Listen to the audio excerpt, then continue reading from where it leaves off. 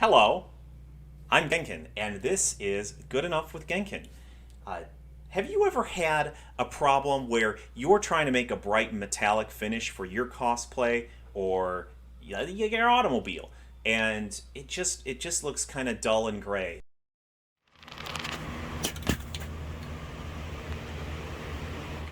Or have you found that perfect chrome finish, but when you tried to clear coat it or you tried to put something else on it, it immediately turned dull and lost the luster? Well, we all lose our luster sometimes. Life can be hard. But that's not what we're here to talk about. Today I want to talk to you about the best spray chrome technique that I think is available to your traditional hobbyist. The spray chrome technique that I'm going to discuss and tutorial for you today is also known as spray silvering. If you want to do some random Googling, it's called the Tollens reagent, and it's actually the basis of how we get there. But at the end of the day, it makes bright, shiny thing out of plasticky thing. There's a lot of prep work that has to go into it to get a nice mirror finish. There's a lot that can go wrong with it, but when you do it right, what makes this so much better than other techniques or other paints is that not only do you get a near 100% finish of reflection depending on what you prep, how much you prep it for, but you also get the ability to clear coat it. So this is actually clear coated. It's fairly durable. This is a candy coat and clear coat, which this is my Z-Buster from Mega Man X. It does all sorts of pew pew fun things. I'll do a video on this maybe another time. Today, let's talk about the finish itself. I am going to actually practice this finish on this happy baby Yoda here that I found on Thingiverse. And well, you see it's got the pumpkin on there, so it's kind of nice. He's going to get some candy, he's going to do some tricks and some treats, and this was supposed to be a gift for my friend's birthday back in July. And I was supposed to paint it, and I was going to give it to him, and he'd have a little candy dish. And it didn't even cost $90, Ned. But instead, we're going to spray chrome this. So I'll walk you through the prep work, the paints that you're going to have to use, the chemicals themselves, where to get them, how much they cost, and some watch-outs in the application process. I also am going to do a companion video to this where I actually talk about reverse engineering the chemicals because, I don't know, I wanted to do that. I was obsessed with it for a little while, and then I made some progress, but that is going to be another video. For now, let's go ahead and get started giving this happy fellow a nice, clear finish and silver.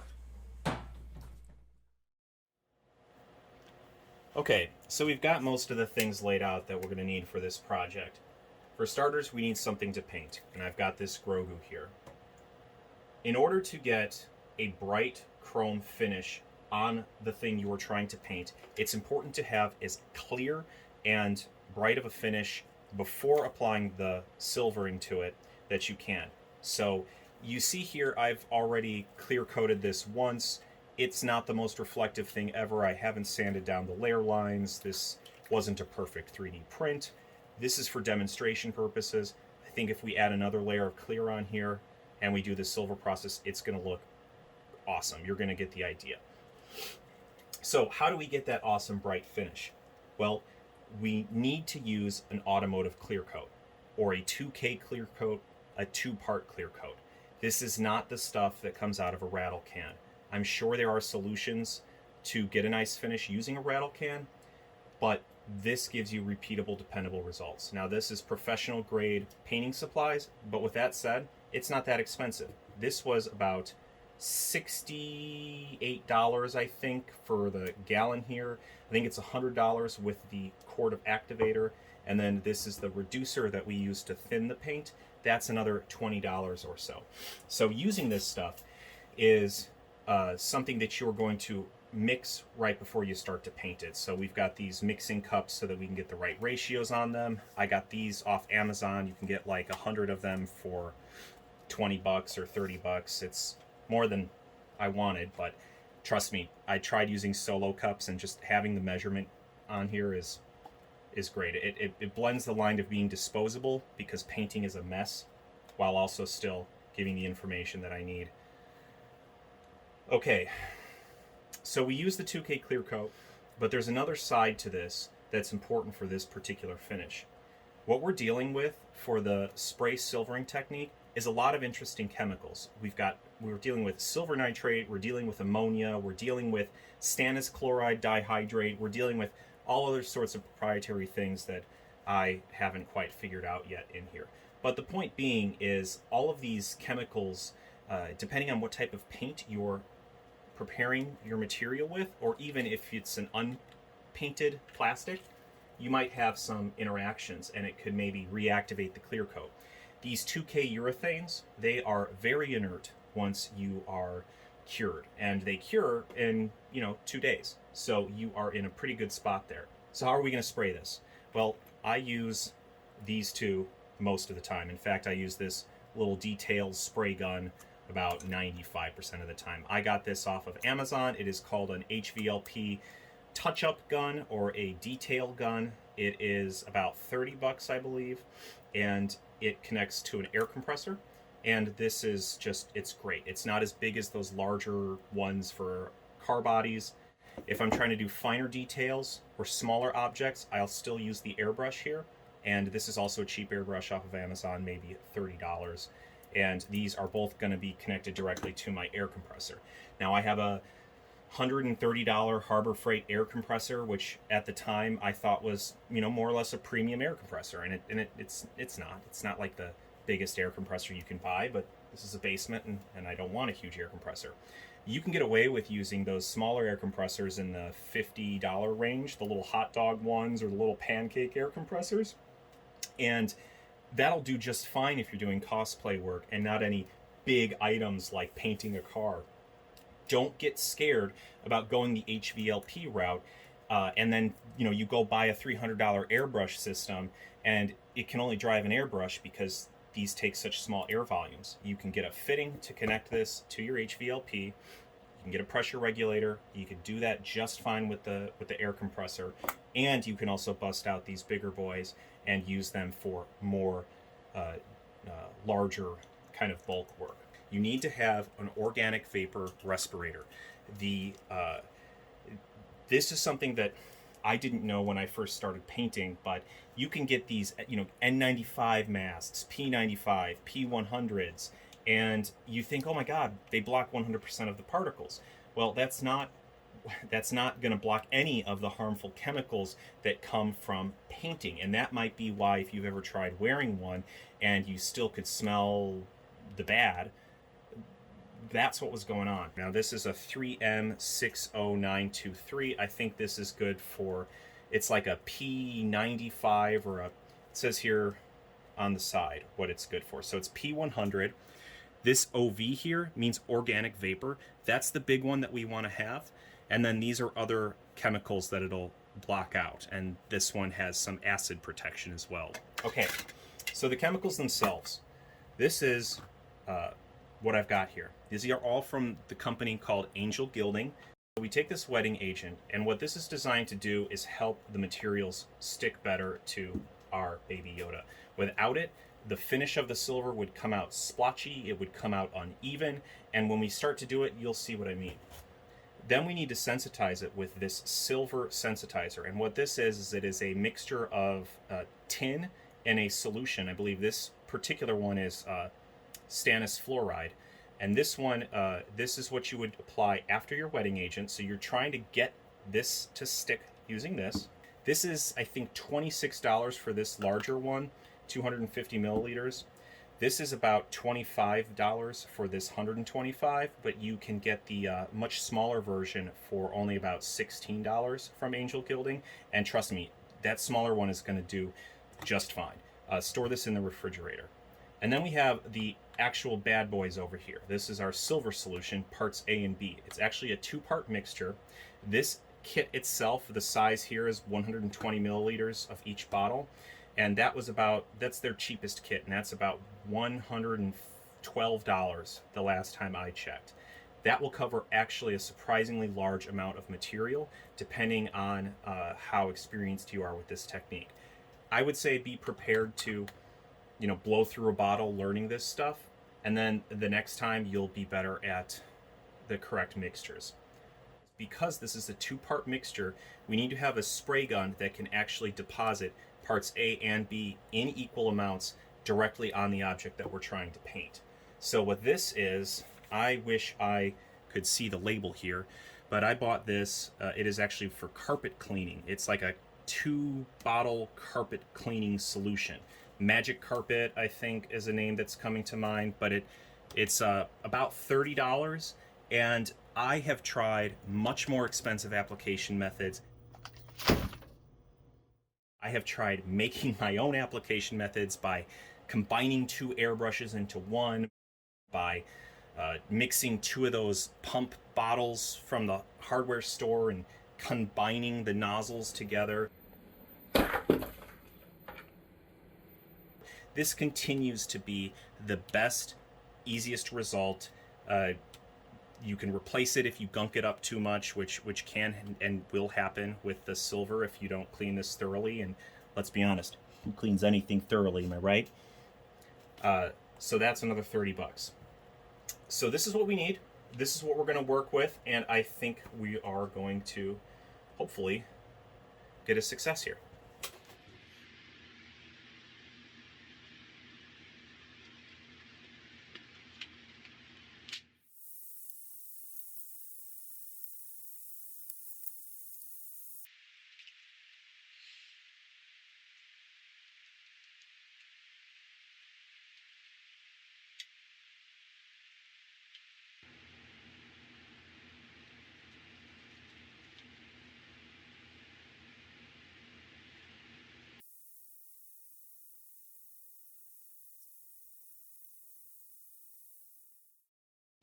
Reducer for reducing.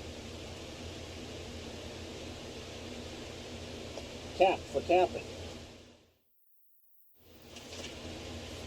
Wooden spoon for spooning.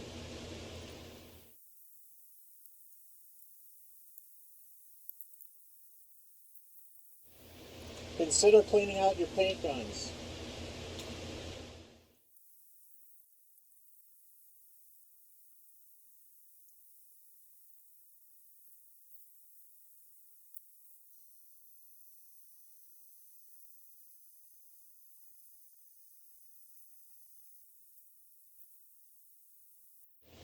We're going to give this coat, we're going to try to give it 10 minutes, and then we'll come back.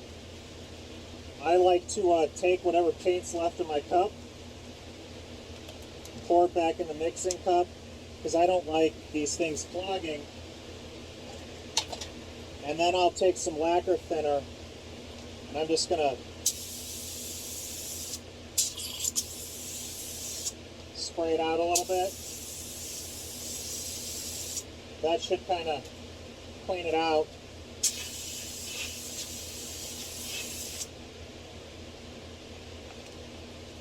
It's not a pretty process, but you're a pretty person and I like you. I like what you've done with your hair. I know that it's been a hard year and a half. I know the feeling. But you're doing great. You're looking sharp. Okay, so now that that first coat has tacked up, I'm going to come in and do the last coat. Try to get it as glossy as I can. As much as I love to glob all the paint on at once, and this is actually kind of a forgiving model, if you don't wait and you go too thick, you just get a shit ton of runs. And, well, a lot of my pieces have runs because I'm not patient.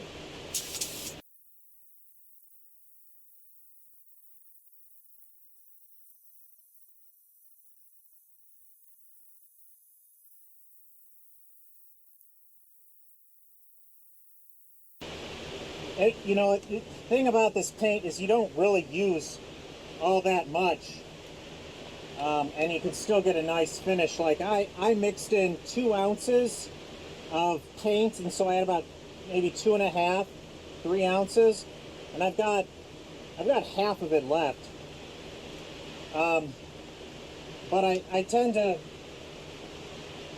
I tend to go over because I hate to have to mix more paint when I'm in the middle of something. So, sorry. Now I'm going to have to let this cure for a day or two, at least. But due to movie magic, for you, that is no time at all. Hello, I'm Rayla, and this is Good Enough with Rayla and Genkin, and we are going to be teaching you a lot about spray chrome today, and I hope that you really enjoy it. Sorry, I had to work that footage in there somewhere. I love that dog so much. Okay, so let's mix our chemicals together now. This stuff can be mixed in advance, so I already have some from the last time I did a silvering process, and I loaded it into this cheap Harbor Freight spray gun. I have it in a spray gun because the spray gun is a little bit more conservative with the materials that I use, and so I use less when I use the spray gun. According to the instructions on the back of the bottle, you're supposed to mix 1 milliliter of this particular formulation with 500 milliliters of water. So I've got my distilled water, and I've got my little spray bottle here, which is a one of those small handheld pump sprayers. And I use this for my distilled water, and I use this for my tinting solution. I fill this to about the halfway mark where you see 500 milliliters here. You can go ahead and do that right now. So I've got one of these small little 1 milliliter syringes that I picked up from Amazon. And I am just going to dip it in here, pull it out, and just dupe it in there. It's important not to cross-contaminate these syringes, otherwise you will screw up everything. So when in doubt, throw them out. For the silvers, the concentration is 30 milliliters for every 970 milliliters of distilled water. Okay, so that's 150. I'm going to put that in equal amounts in bottles both A and B. This is a part where it's very important not to cross-contaminate. So I'm going to set this in such a place that these little straws don't touch any surface.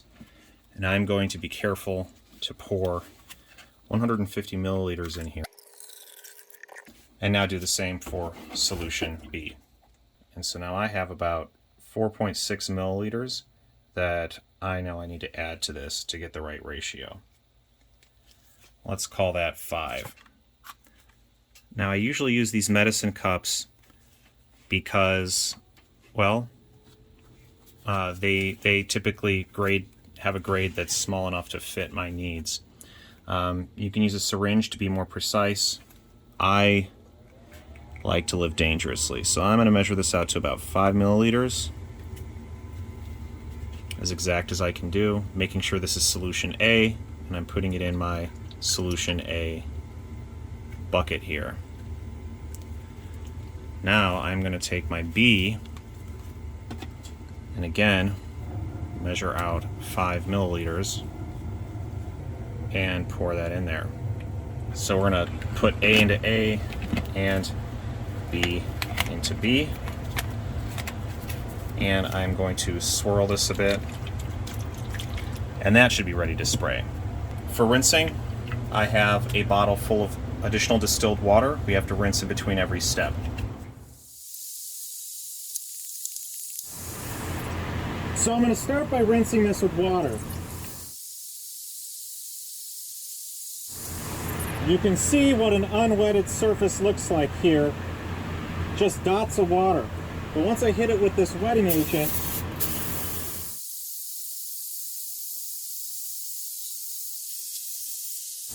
you can see how differently the water reacts. So now I'm going to take this tin and I'm going to try to cover it as thoroughly as I can. And already I can see there's a couple areas that I didn't get the tin or the surface wetted out quite as well as I wanted to. And so I can see the little bubbles of water like right there, you can kind of see those dots.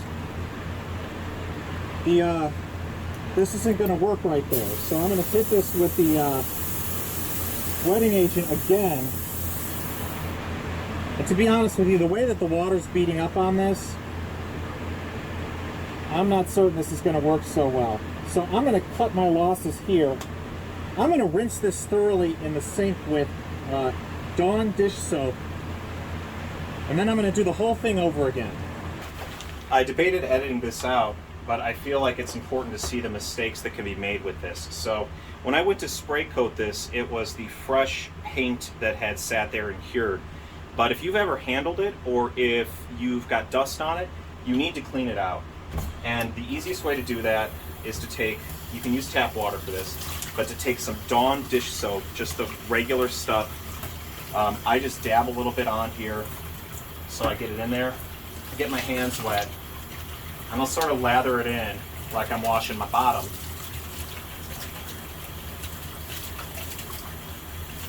So we get a nice lather built up on our baby Yoda. And then when I'm done here, I need to rinse it very thoroughly. I can't have any soap residue left on it. Now, I don't have to wait for this to dry because this is a wet process, but what I'm gonna do is I'll still rinse it with the distilled water first, so that if there's any contaminants on the tap water, it gets rinsed off in the first step. So I'll start with a quick rinse of the distilled water.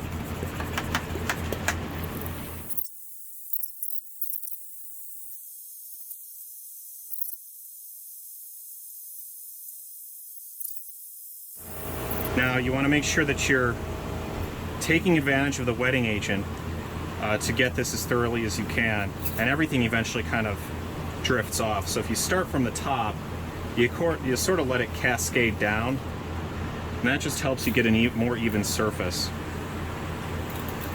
Being very careful here not to touch anything with my fingers that I don't mind not adhering properly, because it won't adhere properly. So the inside of the pumpkin here is kind of my I don't care zone. Now you can see that all looks way better than it did before. The water is sheeting off. I don't see any collection of bubbles.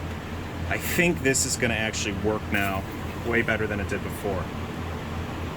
So I'll give this 30 more seconds or so. You want to give it about, 45 seconds from the time you apply it to the time you rinse off the tin, to let the tin develop on the surface. Don't know what it means. Again, I can't see this tin. If I could see the tin, I'd be happy with it with just the tin, but there's no tin here. I can't see anything. There's no tin. Rinse it off with water now. This has to be as thorough as you can manage. If you don't get all of the bonus layers of tin off of this surface, the silvering will look very gray, because you're creating a 3D surface for the silver to build up on, and it just makes it that much harder to get a nice clean surface. If any part that doesn't have tin probably won't silver at all. Any part that has too much tin looks gray, and that's what we've been trying to avoid. Otherwise we'll just get that crappy bottle of Rust-Oleum and Duplicolor or whatever and settle for that, but we want better.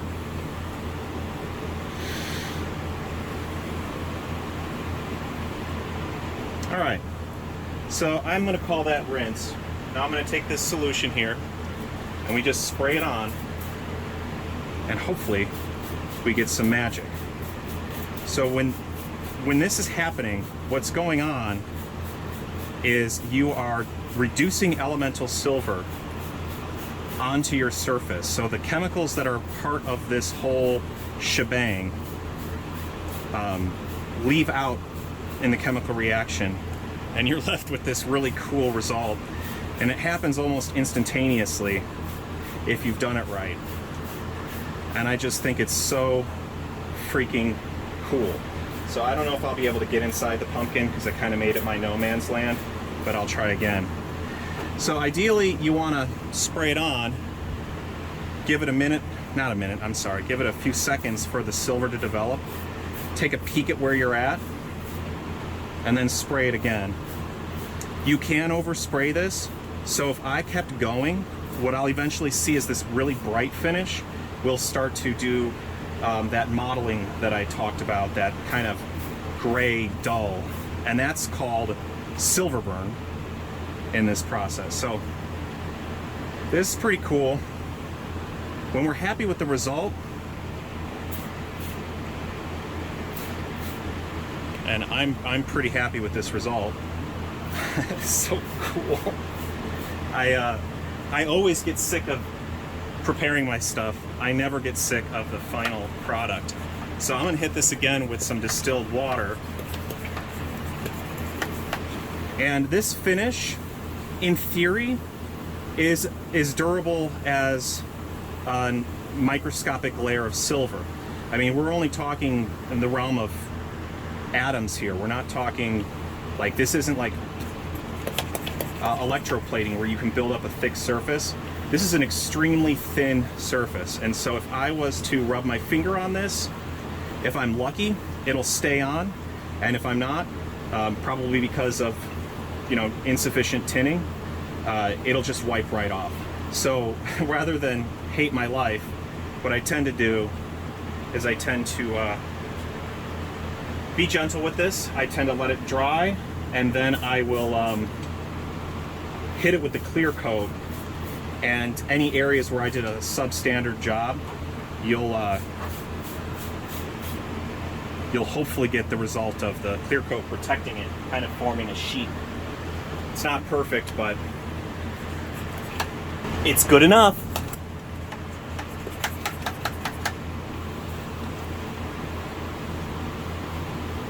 So here you can kind of see maybe a little bit of silver burn. It's just not as clear as I'd like it to be.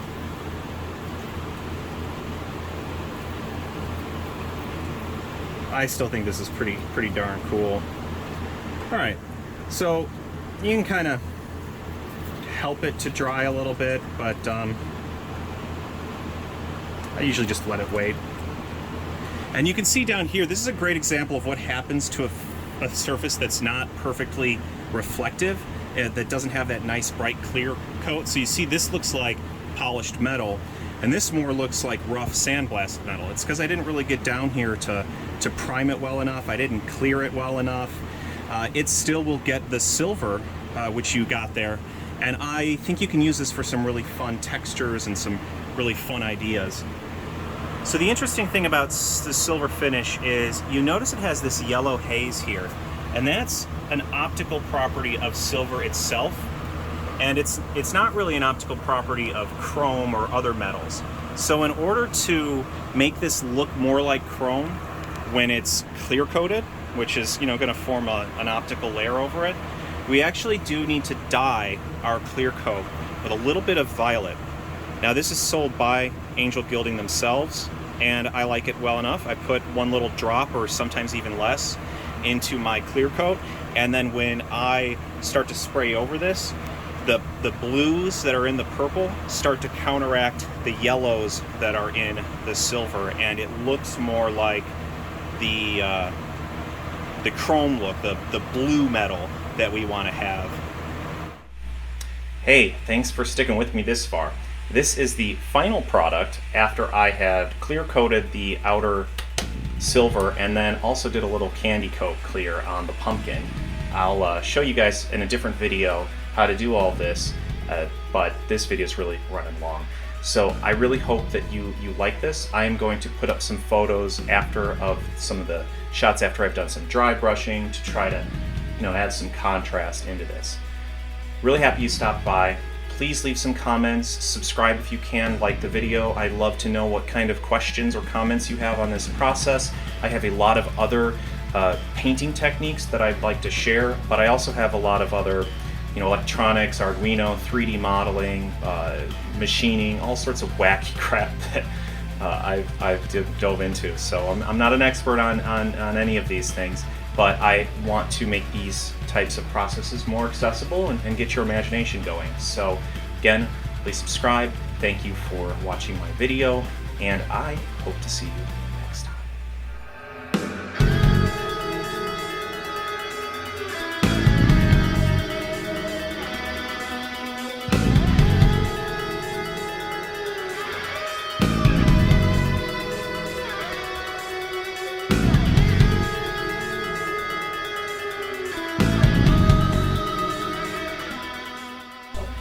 Hope to see you. Make sure you like and subscribe.